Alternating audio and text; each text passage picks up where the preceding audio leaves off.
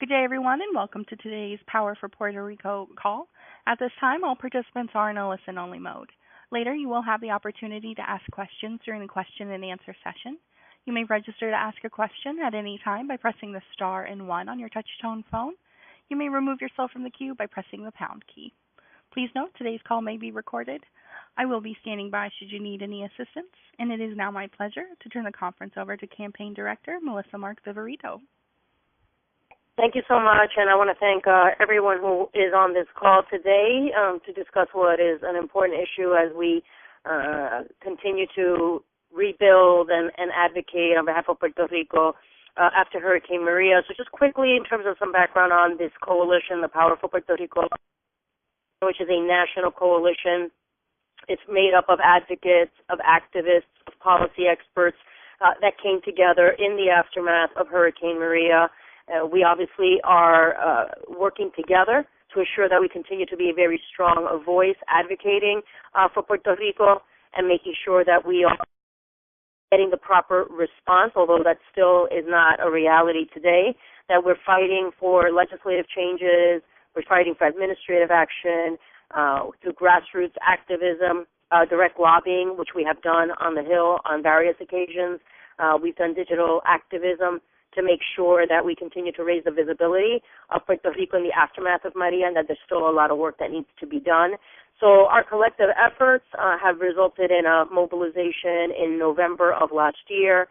We marked the 6-month anniversary with a mobilization to D.C., where we then engaged in aggressive lobbying with visits to many senators and congressional representatives. We've monitored the action on the Hill and in the Congress, and made recommendations and responses to what has been discussed. And I think we've been, through the raising of visibility, been very helpful in getting some additional attention that maybe otherwise wouldn't have been there, with a response of getting some additional resources. The concern, obviously, as we're heading into hurricane season, which is June 1st, is that we know, based on scientific research and as a result of climate change and warming waters, that the strength and the intensity of hurricanes is only going to increase. We don't believe that Puerto Rico at this time is ready to endure another Category 5 hurricane. And so that is the reason that we are raising, again, the concern. We want to thank those that are on the call. We really want to ensure that Puerto Rico is increasing its resilience. We need to look at better buildings, that FEMA is prepared, as well as the organizations and the administration on the island is prepared to endure another hurricane, and we just don't believe that we are there. So I will kind of leave it there for now. We do have several congressional representatives on the line and some of our coalition members that will respond and say a few words. And I want to start off with Congressman Adriano Espaillat, who is on the line and has joined us for this call. So, Congressman, if you would join us. Thank you, Melissa, and thank you for your advocacy on behalf of Puerto Rico. We have worked also here on the Hill to try to enact legislation that will further assist beyond the funding aspect of the aid to Puerto Rico to facilitate and accelerate the funds getting to folks that were directly impacted by Hurricane Maria.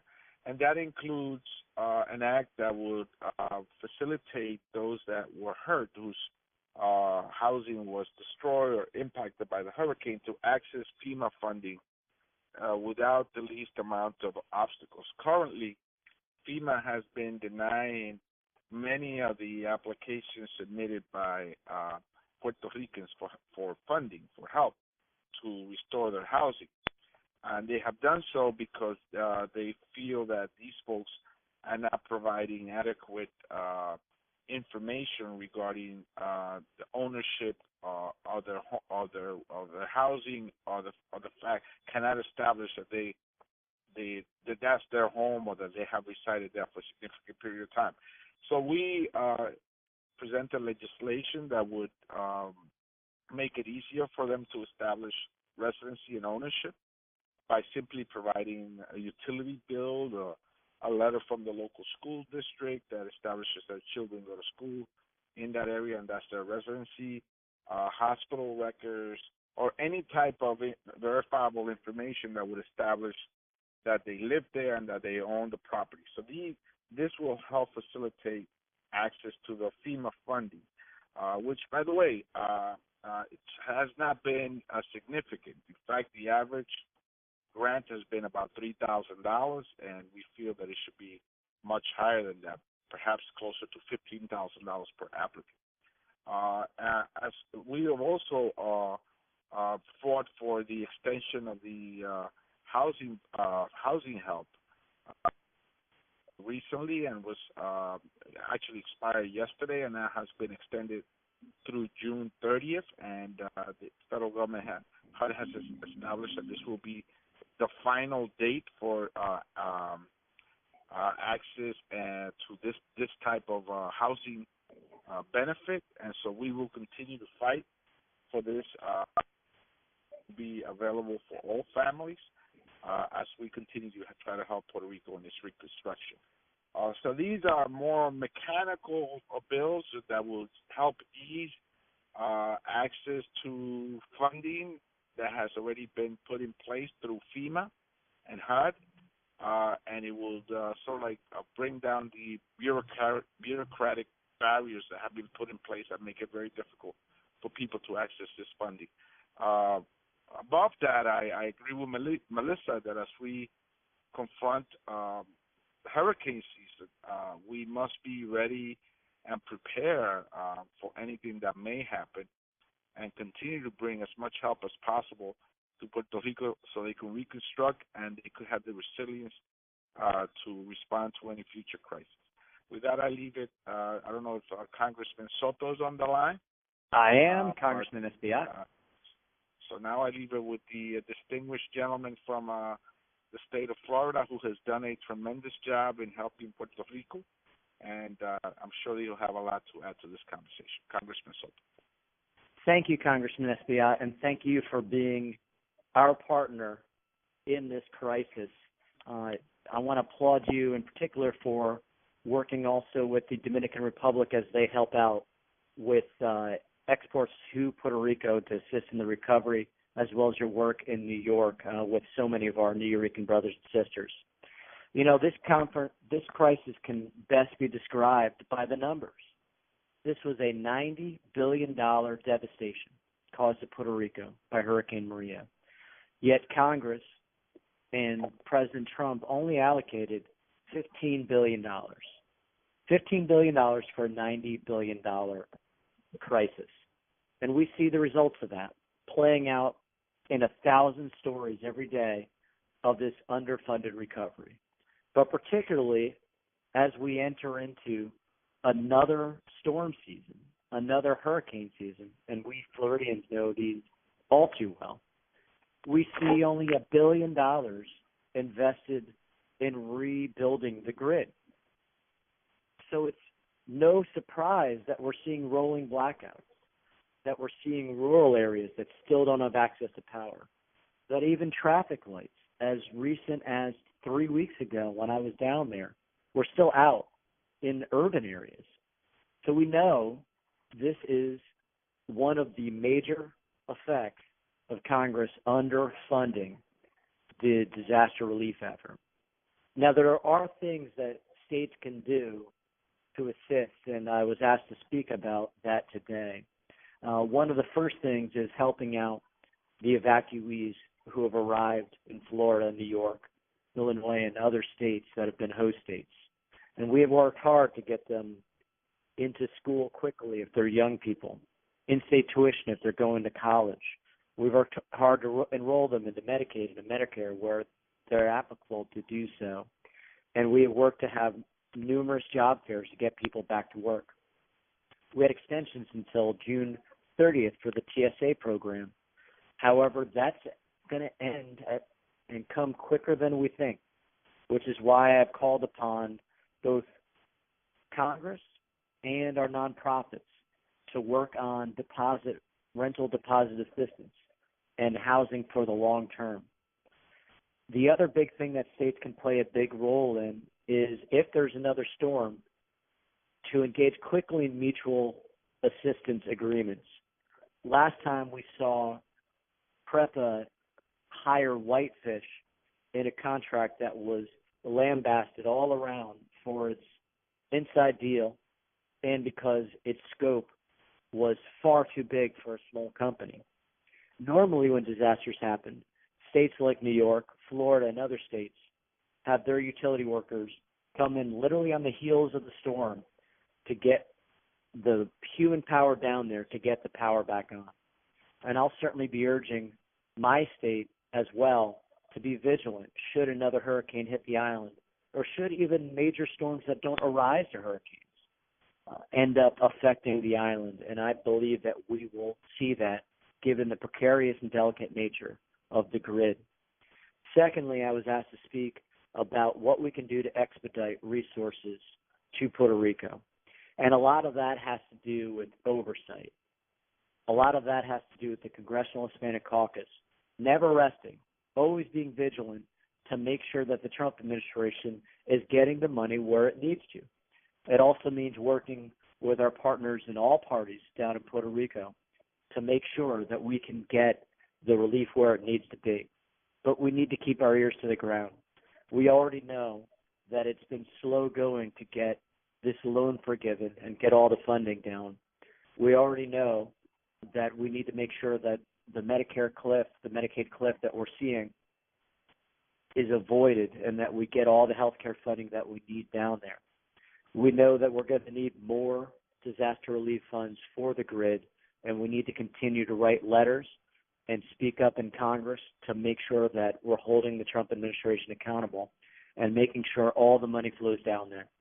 And I'm looking forward to continue to work with my colleague, Congressman Espaillat, and our partners to make sure that all funds that are eligible are flowing swiftly. And we look forward to continuing to work in this partnership. And thank you for having me on the line today. Thank you, Congressman Soto and Espaillat. Thank you so much both for your leadership and for being with us today. As indicated, the coalition, the Power for Puerto Rico Coalition, is made up of activists and advocates, and we have some representation of organizations that have been critical on the ground due to the inadequate response from the federal government, which again, we are concerned will repeat itself since there does not seem to be the preparation to make sure that we do not suffer what we suffered with the last hurricane. I think the talk about the grid particularly and the electrical grid that pretty much is being rebuilt the way it was continues to lead to vulnerability of that grid. We've seen power outages since supposedly the restoration of power. So these are concerns that we continue to have, and how is the federal government adapting and learning from the challenges that they have faced, because they've acknowledged that they were not prepared for the response and for the unique needs and challenges that arose from the hurricane. So I want to ask Frankie Miranda, who's one of the vice presidents of Hispanic Federation, which is a key partner, as all of our coalition members played a really critical response in Puerto Rico after the hurricane. Frankie, I'm going to hand it over to you. Thank you, Melissa, and thank you, everyone, for being this important call. I'm going to talk to you about the response, the governmental response after Hurricane Maria from our perspective and the work that we have been doing in Puerto Rico.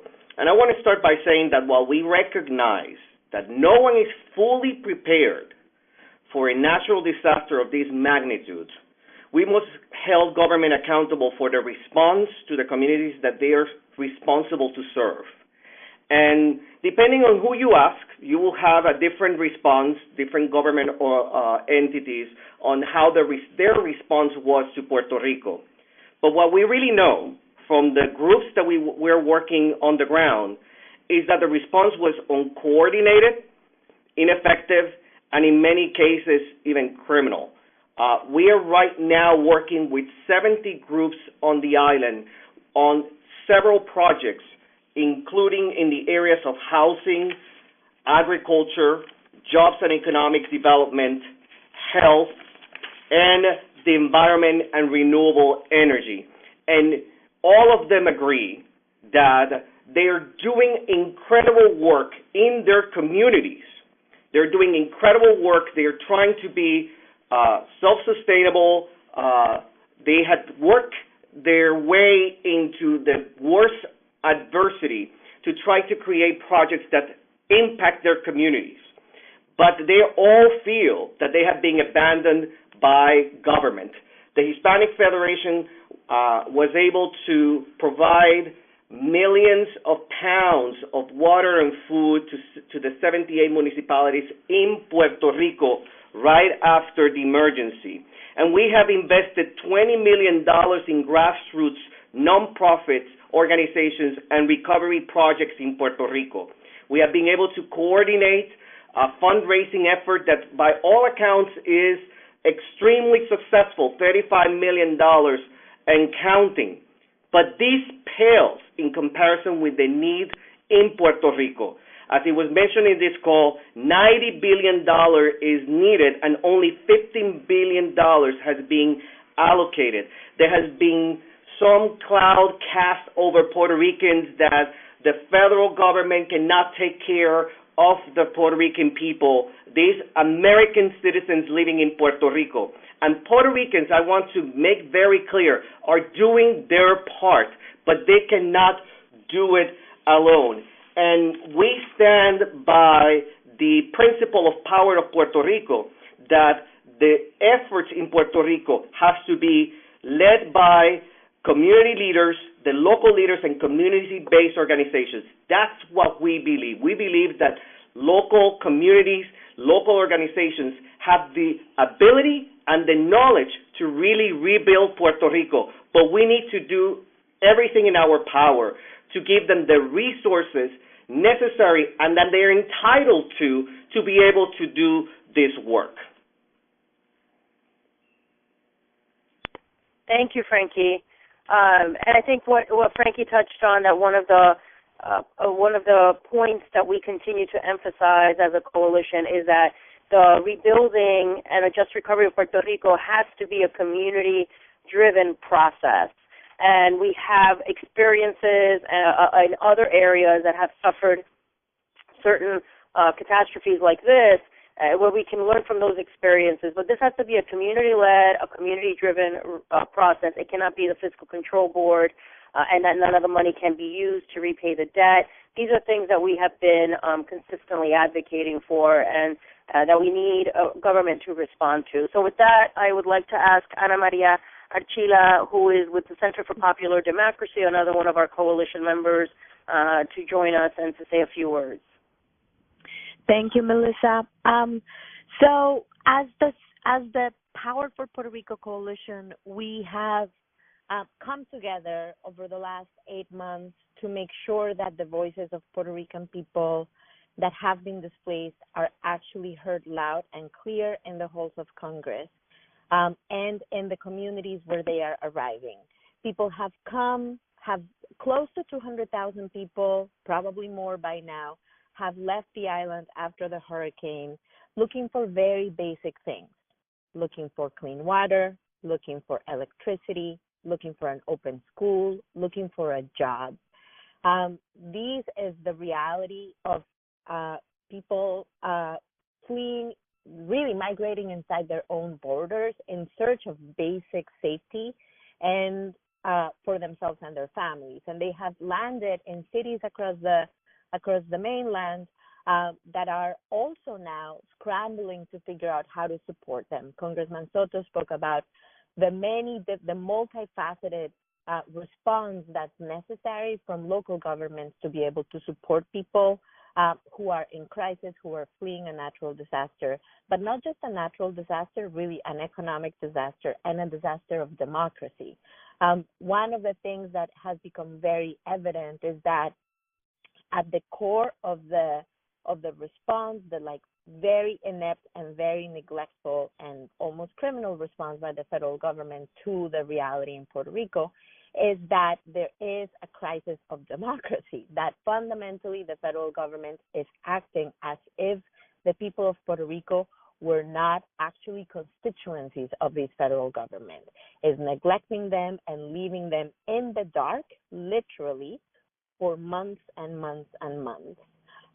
So we at the Power for Puerto Rico Coalition are doing a lot of work organizing in communities in the mainland to make sure that people have a voice in vis-a-vis their local government, their new local government, their new state government, and in Congress. Just on March 20th, at the 6-month anniversary of the hurricane, hundreds of people from across many states came to Congress, rallied in front of FEMA, making demands to extend the housing vouchers, and went to meet with members of Congress, and in some cases make very loud demands of members of Congress and senators to make sure that they heard loud and clear that Puerto Ricans want a resolution to the economic crisis that's caused by the very predatory behavior of some of the Wall Street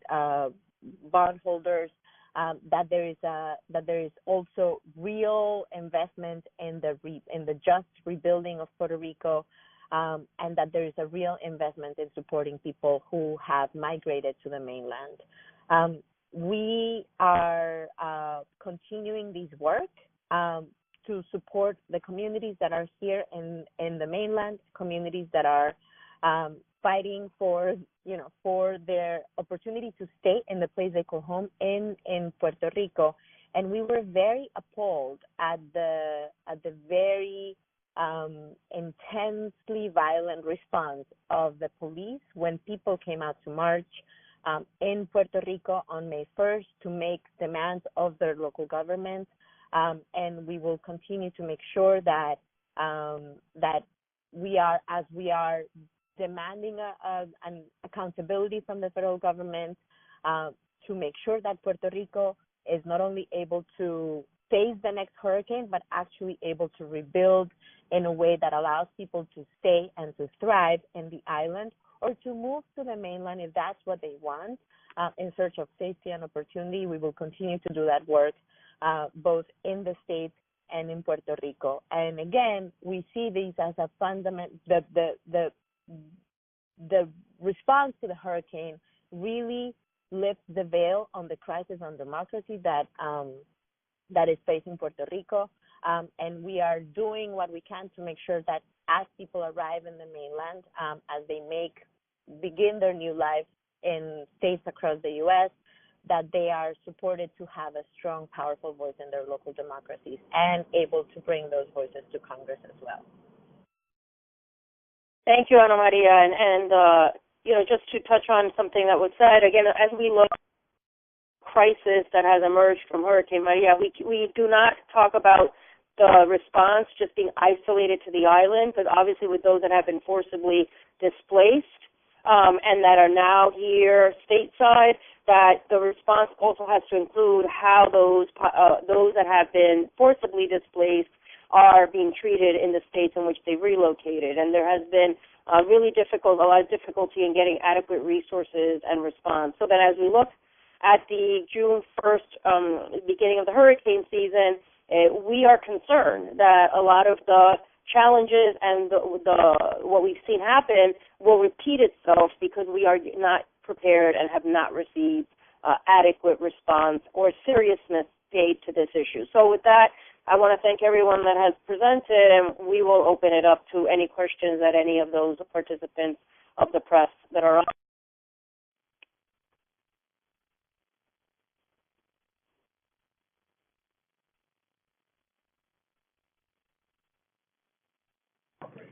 Operator will now start taking questions from those on the queue. Thank you. And at this time, if you'd like to ask a question, please press the star and 1 on your touch-tone phone. You may remove yourself from the queue by pressing the pound key. And we can take our first question from Susan Milligan with U.S. News and World Report. Please go ahead. Your line is open. Hi, thanks for doing this. I have 2 questions for the congressman. The first is if you could talk a little bit more about the impact of the Medicaid situation on the health crisis that they have there right now. And secondly, I think both of you talked about what New York and Florida were doing. Are we in a situation now where Puerto Rico is going to be relying more on state governments and coordinations from what the states are doing as opposed to the feds?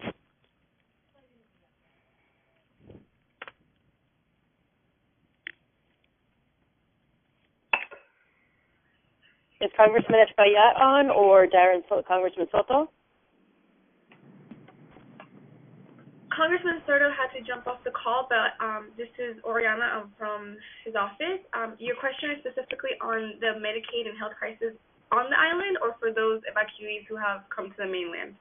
The ones who are still on the island, because they're in a different situation, right? They get sort of it's not like an entitlement program down there, right? It's not an unlimited. It's a function. They get some sort of a block grant, right? Sure. I'll be happy to. What did you say your name was, to take your information and we'll follow up with you? It's Susan Milligan from U.S. News and World Report. Okay, great. Thank you, Susan. Okay, thanks. And then the other thing is, if somebody wants to answer this, is that we've seen states really step up and do a lot of stuff. New York has some people down there. Do you see the situation developing into one where the states are going to be more reliable than the feds? I mean, I can answer that, and I don't know if anybody else wants to add in. This is Melissa. Look, it's unfortunate, right? It's very clear through the reporting that has happened subsequent and information which has been hard to get to. It's not been easy getting information and data from FEMA. The inappropriate and the lack of preparedness on the part of the federal government, yes, has led states like New York, our governor, and our mayor, both in terms of the municipality and the state, sent resources down and continue to send support down, personnel-wise and in terms of material support. So I'm glad that we have that support coming from, but it should not be that way, right? It should be that we are getting the attention and the appropriate seriousness being taken. But yes, I mean, in the case of New York, I was a speaker of the city council before. As of January, I have not been, but we had to step up because also our constituencies were expecting that of us as well. I mean, we have families that are here, and we also have people that were relocating and forcibly displaced and coming to New York City and New York State. So it was a responsibility that we feel we have, and it's unfortunately fallen to some states to respond. It did in terms of sending support to the island. But there were other locations and other localities that did the same thing. I'm hoping that is not the trend. The idea here is to ensure that we learn from our mistakes and that the federal government learns from the challenges and the mistakes that it made so that we can ensure that we correct that and we don't have a repeat of that moving forward. Okay, thank you. Thank you. And we can go next to Adrian Florido with NPR. Please go ahead. Your line is open.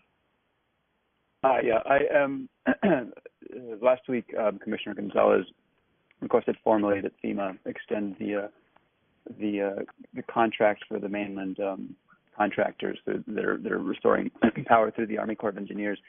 Anyone know if that has been if there's been any movement on that?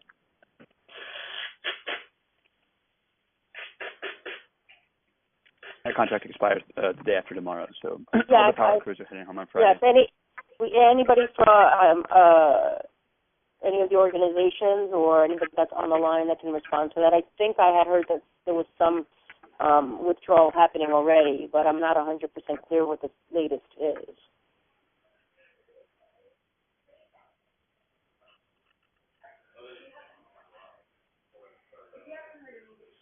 Either Eduardo or Danny or anyone from the organizations know the latest on that?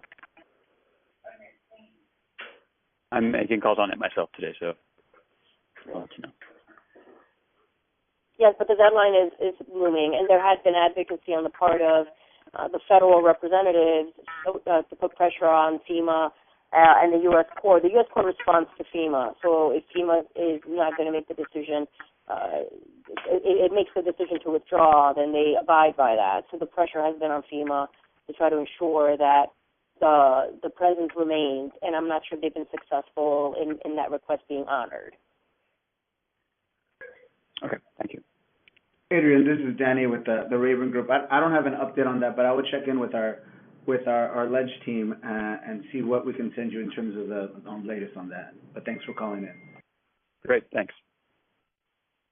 Thank you. And we can go next to Bianca Pavro with Orlando Centennial. Please go ahead. Your line is open.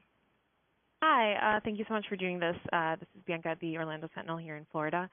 I'm just wondering, how are you working with local organizations on a state level? Because there's different groups and organizations, and now including the local government of Puerto Rico. They're kind of pushing different efforts for voter outreach to communicate with local governments, and there's an impending, a deep housing crisis here in Central Florida because we've had tens of thousands of people coming after the hurricane, and there's already an affordable housing crisis in the state. So I'm just wondering how your group is there any coordination with the Florida government, for example, or the Puerto Rican government here on a state level to kind of push forward for those housing solutions? So I'll answer. I mean, actually, I was in Florida. Yes, I was in Orlando yesterday, meeting with some groups to talk about the Power for Puerto Rico Coalition and working with them. I also had got a chance to meet with some state legislators, and that is the challenge. And unfortunately, they indicate their frustration that they've attempted to present solutions at the state level, and yet those efforts have been blocked. So again, it should not have to fall to the states to figure out on their own to figure out how to respond that has resulted from the forcible displacement. That again, as we said, that should be when we talk about an appropriate response to have to also not just talk about the rebuilding and the resources that are needed on the island, but also the communities that have been forcibly displaced and the pressure that is putting on the states where they are relocating. We need to make sure that we're getting those states the appropriate resources to handle it. So there is a frustration at the state level that efforts to attempt to address the housing crisis are not being treated seriously or being blocked. But then on top of that, we have to also keep forcing the federal government to be responsive. And not talking about temporary shelter assistance, that's not enough. We need a more permanent solution to this issue. There are people that cannot return, that it is just not possible for them to return because the rebuilding has not happened and they are not able to be able to reintegrate successfully. So that's a reality we have to live in. We just don't feel that the governmental response at the federal level is moving quickly enough. There's no real priority being given to this. I think there's the lack of seriousness and even care to this issue, and that's why we exist. That's why we're here, to continue to raise visibility and make sure that government doesn't forget that they have a responsibility to Puerto Rico and to the states that have welcomed our families and the individuals that have been forcibly displaced. So there's, again, just to reiterate, there's expressions of frustration from some of the local electeds that are trying to handle and address this issue that feel that they're not getting the response from the state, and then also the federal response that has been inadequate in support of the states that have been welcoming our community, our families, and the individuals that have been forcibly displaced. Yeah, I mean, I think this is Ana Maria from the Center for Popular Democracy. It does not seem like the federal government really understands the magnitude of these situations. We have 200,000 people that have been displaced by a natural disaster, and that somehow has not really elicited a response from the federal government that is adequate to the magnitude. And the reason why we're doing this phone call today is because hurricane season is about to start again, and with the trends on climate as they are, this is not going to be a one-time situation. And we need to understand the reality. We need the federal government to demonstrate a level of understanding of the reality of climate today, and that forced migration due to climate disasters is going to continue from Puerto Rico, internally within the mainland, and the response both from the federal agencies is lacking, and frankly the thinking kind of at the scale that needs to happen by states and local government is also not yet of the kind of seriousness and magnitude that it needs to be. It is an untenable situation for local governments to have to basically make up from scratch a response to to the level of migration that we're seeing. And so both the work of Power for Puerto Rico is both about getting FEMA to respond to the crisis in the island and also getting the federal government to take seriously what is a reality of our era, which is climate is going to continue to be to force migration internally within the U.S. as it is happening across the world, and we need to actually seize comprehend that reality and have responses that are adequate. So we are extremely alarmed that that 8 months later, people in the island, in the town of Humacao, are still without light, that people in the town of Comerío are still without light, that there are 25 homes in the town of Comerío that still do not have roofs. And that's the reality. If you fly over, as you arrive in Puerto Rico, what you see is an ocean of blue tarps. Every single one of those is a family that's living without a roof, and it's confronting yet another hurricane without a roof. And then those folks are coming here to the mainland in search of very basic things. And both the schools are overwhelmed. There's the kind of compounding housing crisis over, what already was a housing crisis in Orlando, what already is a housing crisis in New York City and in Philadelphia, and in cities across the U.S., and a government that fails to acknowledge even that this level of internal migration is happening. Thank you. And I don't know if there's any other questions. Thank you. And we can go next to Rafael Bernal with The Hill. Please go ahead. Your line is open. Hi. Thanks for having this. My question is basically that there's essentially a big pile of money waiting at HUD and other federal government agencies, and it seems that do you get the sense that there hasn't been the capacity to put that money to work, or what do you feel has slowed down, using that money to prepare for this storm season? I mean, I think there's a question to be raised on both sides. One is, what is it going to take for the federal government to release that money, right? Because there's always, with Puerto Rico, it appears, and if you look at, again, at the response, that there's extra hurdles that consistently are being attached to allocations that are being, made to the island. But on the other end, yes, in terms of, we've been calling that there has to be some sort of looking at what happened in New Orleans after Katrina or others. I mean, like a community-driven rebuilding process where there has to be some sort of looking at it, whether an independent structure can be created to help facilitate that. But that's one of the things that we are monitoring, because there's a lot of moving pieces right now on the legislative front and on the Hill in terms of, okay, so now the Department of Education has talked about a certain amount of money to be allocated. So has HUD, and then whatever other progress made, but there seem to be a lot of hurdles that are placed on the release of those funds, and then where is it being released to, and who has ultimate oversight about it. So those are things we're continuing to monitor. I'm not sure we're totally clear on all the level of details at the moment, but as it was indicated earlier, we still have not received an appropriate response to the need that is there. It's about a $90 billion need, about $20 billion, $15 to $20 billion. A little bit more has been allocated based on these recent allocations. So there's just still a lot of moving pieces. And we want more transparency and accountability in terms of how these decisions are being made, about where the money is going to be spent, and how it's going to be administered. So those are things that we just continue to talk about, but not sure where we are with the allocations. I don't think any money has been released yet. Could you give an example of one of those hurdles?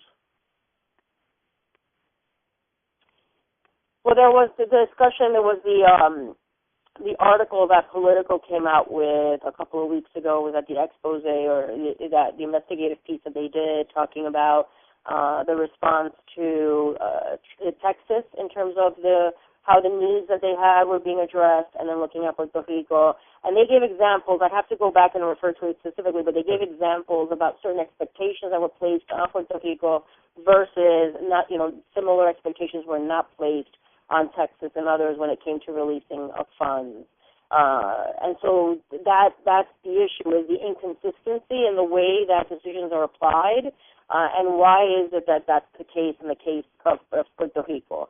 So we could get back to you with more details and specifically some of the hurdles that we've encountered as those that are analyzing and are keeping track of the work on the Hill can attest to and give some more details on that. We can probably get back to you on that.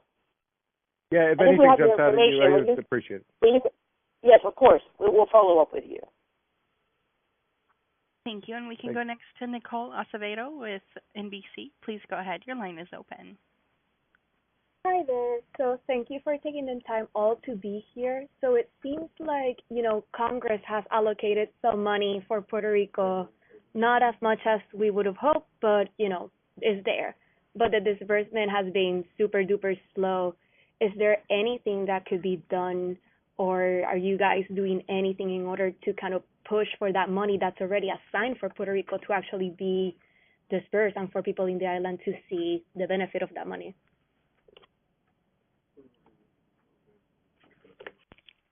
Hello? Yes, sorry. So as we were just touching on with the prior reporter that asked the question, and we're in the process of monitoring all that, and we have extensive conversations with our legislative allies on the Hill, our Congress reps like Soto and Espaillat and others that were on the call, and Miria and Gutierrez. So we're in the process of trying to figure that out, but we don't know exactly what the plan is for disbursement, and we don't know what the timeline is on that. It's something that we might try to keep track of. So I couldn't give you that answer at the moment. Those reporters that are asking very specific questions that we can't get to right now, we'll talk internally and make sure that we are able to get back to you with some more definition and some more concrete answers to those questions. But yes, that's one of the concerns, is that disbursements are being made, but to date, I don't believe we've seen any of that money. They're being made, but disbursements are extremely slow. So what is holding that up, and what can we do to advocate with our legislative allies and congressional allies to ensure that that's being done in an expedited manner? So those are the things that we're monitoring. But there's a lot of moving pieces that, as you can all understand, and very complex realities in Congress, and we're trying to make sure that we're on top of all of that. No, it makes sense. And in terms of accountability, so officials in the Puerto Rican government have said, hey, we've sort of learned from our mistakes. We're going to expand our stock. Instead of having water and food for 3 days, we're going to have 10 days. Kind of those little things that they're doing, things to try to improve communication, which was an issue at the beginning of the aftermath of Hurricane Maria. Is there anything that different orgs that can mobilize people and even congressmen doing in order to kind of hold these people accountable to those promises they're doing? That specifically, in terms of the accountability, and Congress obviously has oversight over that, I don't believe the congressmen or the reps are on the line right now. We could have them contact you directly to talk about what is the level of accountability that they expect to have. But that's information that we just got recently. I know I'm hearing that too in terms of FEMA and some of the emergency personnel on the ground on the island about what they are doing to try to address some of the challenges that they faced before. But I think at first glance that doesn't really seem to be addressing some of the key more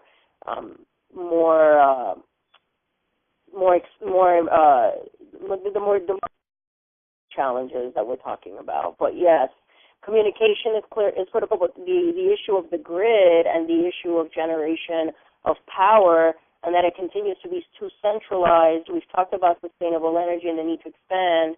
There's been minimal investment on that, but the idea of decentralizing the generation of power is critical. If not, we're going to have the situation we had less than a month ago where the whole island was again in the dark because of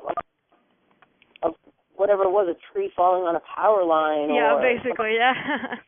Yeah, so, so the issue of the generation, decentralization of power generation, the investment in renewable energy in an aggressive way, rebuilding the grid the way it was is just really problematic. And relying on generators to deal with a crisis, if you're going to be in the dark for months, that's not a solution. So we just, again, don't feel that the level of attention has really been there, and that it's not a priority and has not been a priority since day one, and are concerned that we're just doomed to repeat the mistakes of the past.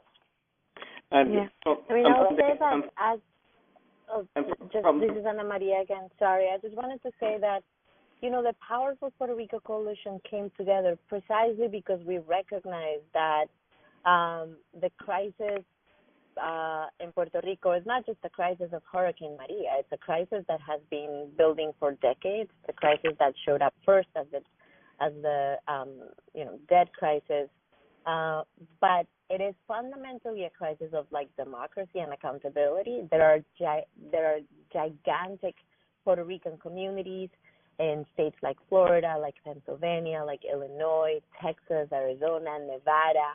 But if you ask the members, the senators from those states, they will about the priorities about their own priorities. The people of Puerto Rico will probably not make that list, and so we are working very hard to change those power dynamics so that we are not only holding accountable the elected officials that represent the island of Puerto Rico, but also the elected officials that represent large Puerto Rican communities in the state who should feel a level of heat and pressure that they have not felt historically for many years. And when you see Senator Toomey voting against disaster relief in December, even though he has one of the largest constituencies of Puerto Ricans in the mainland, you realize the extent to which they are just simply not paying attention to the needs of Puerto Rican communities in their own states, let alone the needs of people who are being displaced. So we are working hard to change these power dynamics because the problem, the crisis is so profound and so multifaceted. It's a crisis of infrastructure, of the power grid, of the healthcare system, of the school system, and on and on. So that's fundamentally the purpose of our coalition, is to transform the political dynamics and the power dynamics so that the elected officials in the mainland feel accountable and responsible for solving the problems that are being faced by communities here and communities in the island as well. So I don't know if thank you. And if I may add to the original question of preparedness, we need to remember that the nonprofit organizations, the community groups on the island, there's a high level of distrust to the government and government preparedness.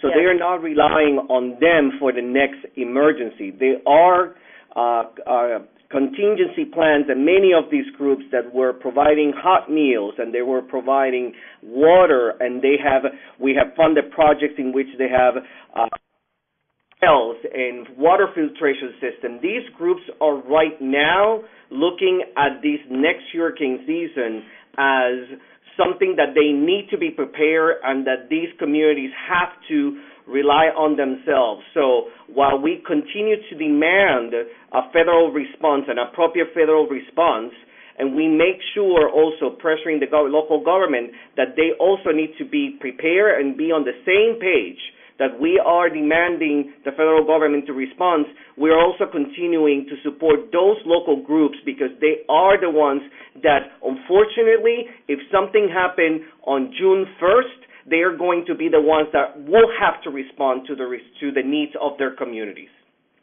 And then the other thing, thank you for that, both of you, Ana Maria and Frankie. So the other issue that in terms of the Orlando Sentinel reporter, when asked, when I met and I indicated about meeting with some legislators yesterday, there has been the question that has been raised to Governor Scott about him raiding the Affordable Housing Trust Fund. I'm not intricately involved, obviously, in Florida politics and don't know exactly what that, but that was raised particularly, that the governor was raiding funds that were supposed to be designated for affordable housing for other purposes. And the issue, again, of them trying to present options to deal with the crisis at the state level, which was not being was being blocked at all turns and not being properly addressed. So there's challenges too that this places on states, but also the leadership of states to do what is right by our communities and not just use our community as a platform to raise themselves and their profile for whatever else they may need. And that's what that was being expressed by some of these legislators. So that responsibility and the issue, as was addressed by both Ana Maria and Frankie, about what lack of an appropriate response, the burden that it places on local organizations that are grassroots, that are really been doing great work on the ground, and that a lot of the responsibility is falling on them to become the first responders of sorts because of the inappropriate response. We just, again, are concerned that this will repeat itself. And lastly, the issue of the debt, which we cannot remove from the conversation of a just recovery for the island. Unfortunately, there has been conversations and ideas floating administration on the island about possibly utilizing funds to pay down the debt or to pay interest towards the debt. And we're saying unequivocally that no money whatsoever, no money should be used at this moment to address the debt of Puerto Rico. If anything, we should be talking about absolving the debt, and that every single recovery and also understanding from the administration on the ground plan for the expenditure of these funds, and how do you plan to prioritize that to make sure that that money is flowing and going to where the need is. So those are obviously things that we have to keep watching, and that are concerns that we're raising that hopefully mainstream press will keep highlighting. These are there's a lot of different angles that need to be that we're looking at, and that we would want partnership from the media to make sure that accountability and transparency is there. Anybody else? And it appears we have no further questions at this time. Great. All right. Well, thank you so much to everybody that was on the call.